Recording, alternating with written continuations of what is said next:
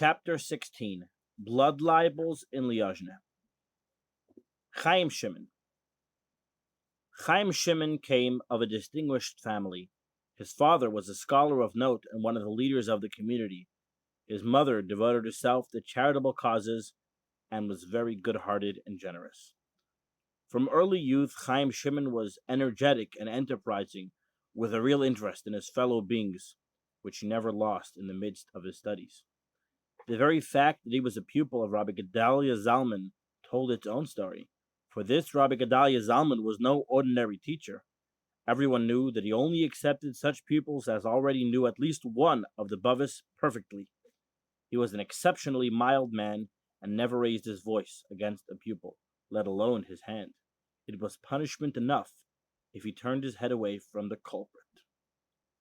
He used to teach his pupils to be as gentle as he, both in word and deed. If ever he heard one of them raise his voice in anger or temper, he used to say that it was the animal in him. All his pupils loved their teacher, admiring his wonderful character, as well as his extensive knowledge and his gift for teaching. While Chaim Shimon combined all the virtues of knowledge and good traits that his teacher, Rabbi Gedalia Zalman, had instilled into him, he at the same time knew his own mind and had his own characteristics. He always showed a lively interest in the welfare of the people around him.